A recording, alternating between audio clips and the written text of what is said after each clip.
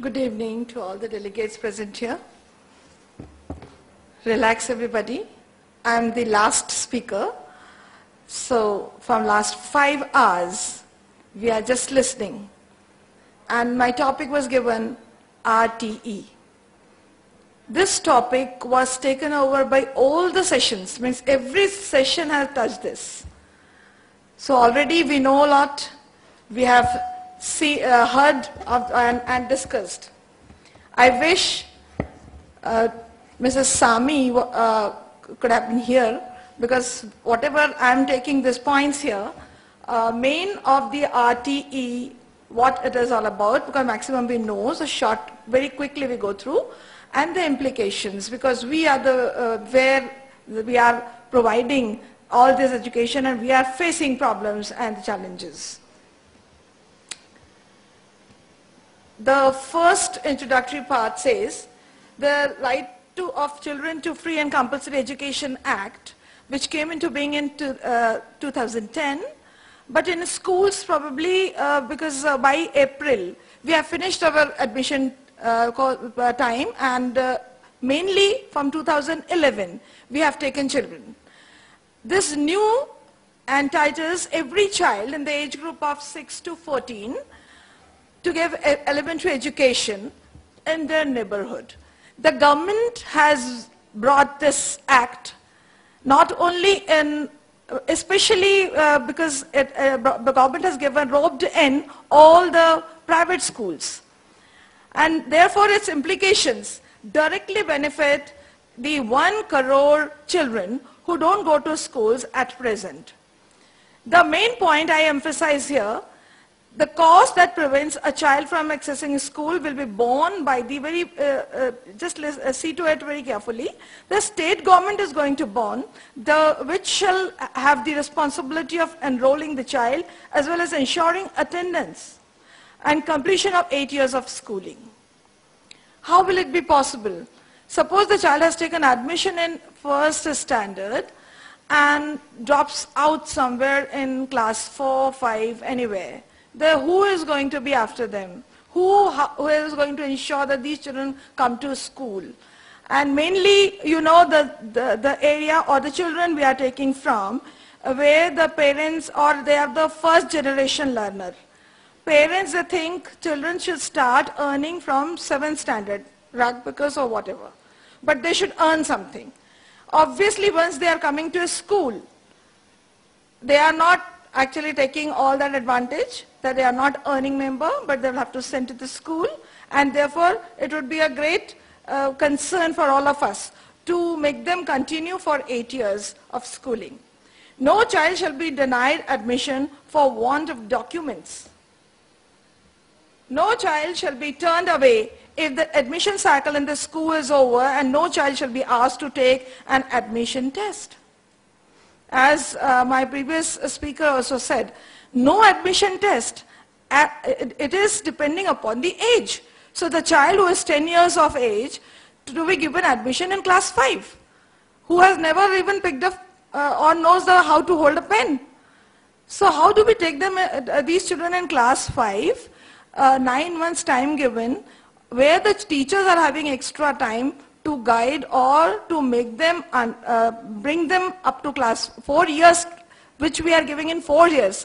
That education, how do we give in 9 months or 8 months? It's so difficult, so challenging one. Now, implementation.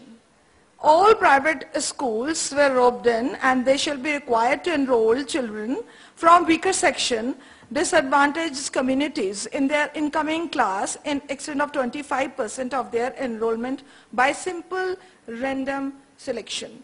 Suppose in one class, a school is having 100 children, that means 25 children to be taken. So maximum schools have not done that 75, they are taking and 25, these RTE. They are mainly what they are doing, 100 children plus 25.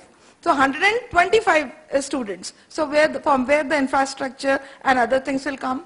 The Act also provides that no child shall be held back, expelled, or required to pass a board examination until the completion of elementary education. No seats in this quota can be left vacant. That means we have to. Really, it is not that we all welcome this act which has the government is bringing in, but there are a number of loopholes. There are to be lot of things to be given thought to. Because when I was today, I didn't get the opportunity, but I had a word with Mrs. Sami who was here, and really she also understood that yes, lot many things had to be addressed, like we'll have to see to it. All school which does not fulfill these standards within next 3 years will not to be allowed to function, and government is very strict about it. Financial burden will be shared between state and the central government. In Bhopal and especially in Madhya Pradesh, they have worked out to 2,006 rupees per child. That means 200 rupees almost per month. The challenges ahead, main comes a financial challenge. Who is going to pay for? Because 2,000 rupees per month, you can imagine for the private schools, when we need good teachers, more teachers, infrastructure, and everything, whatever we give to our own children. Challenge to find qualified teachers, challenge to promote infrastructure, challenge to provide quality education, because we'll have to give them quality education. As I said before, they are the first generation learner.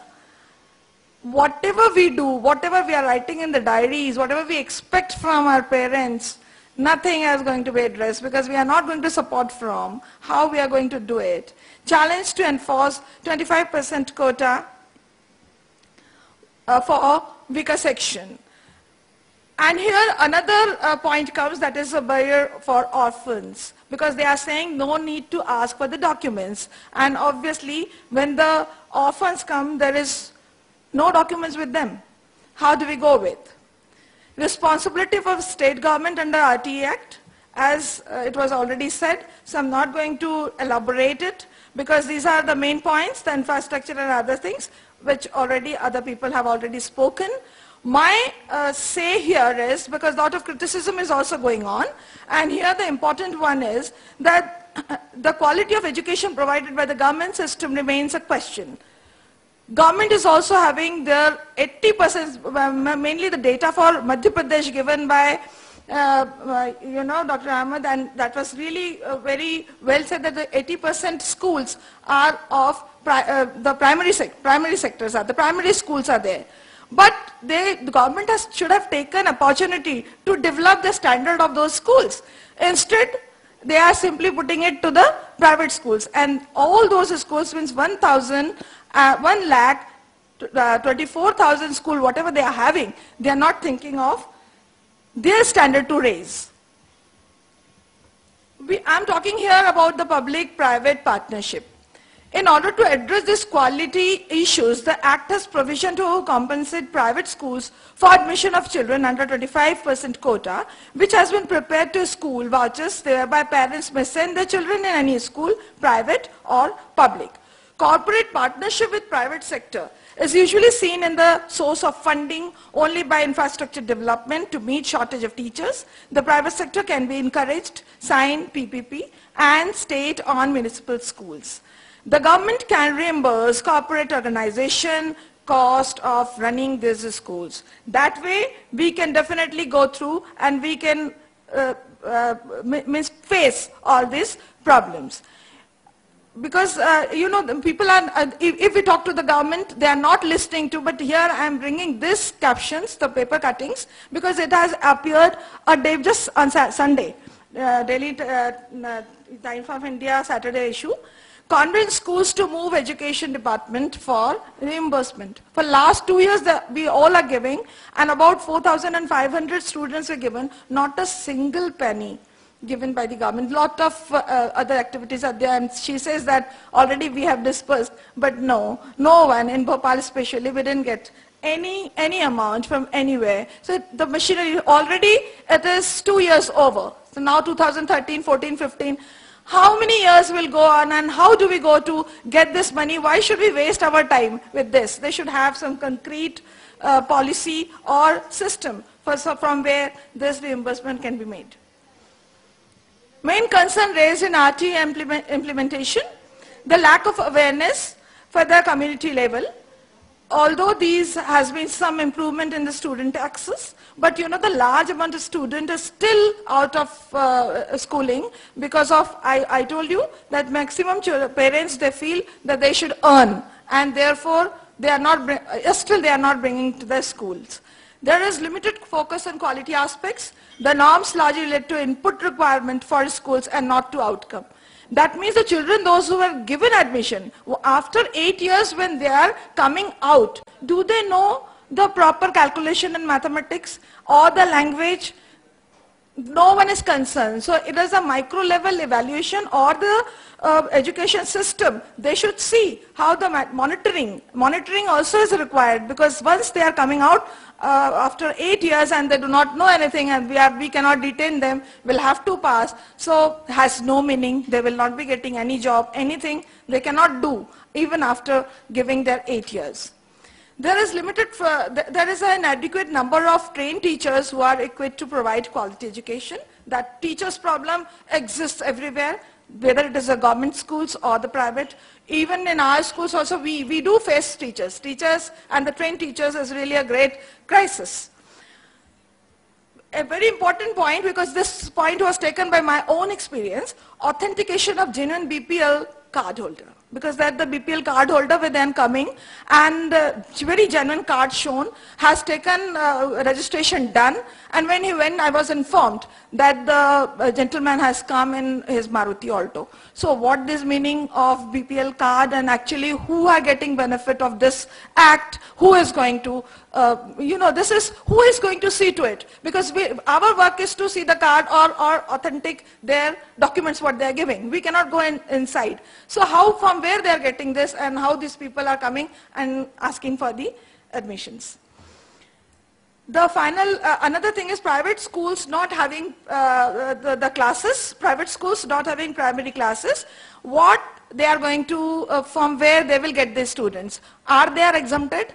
Because that has not been, I just read out everything, it has not been answered anywhere. There are many schools, those who start from class 5 onwards. So from where? They are exempted? If they are coming from class, they are starting their school from class 5, then what? Because we are not giving his admission because they are not having class 1 there. The academic standard and the benchmark in private schools are set very high. These children, this already Sangeeta madam has said, they are not going to cope up with the curriculum, and lot of negativity will come in. And definitely they will do some wrong deeds, and we'll have to go with that. Their English being the medium of instruction in most of the private schools, another problem. And first generation learner, no one is going to help them out, and how they are going to cope up with. The social and psychological impact on children from economically poorer section adjusting in private schools. Will a student covered under the Act be able to afford the secondary education provided in the same private school? No.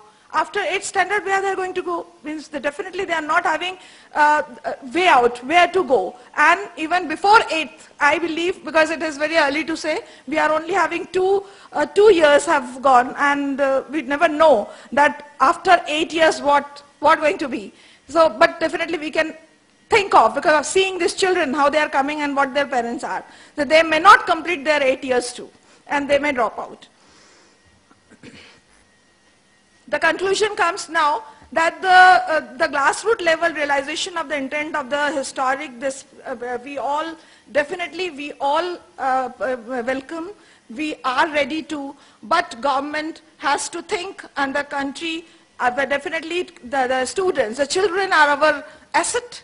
We have to nurture them, but government has to be very firm with the very specific their ideas, their implementation, and their, means everything has to be given very systematic lineup, so that we, stakeholders, we can go with that. We are having number of questions, so that is not the way by which we can get all the good benefits what the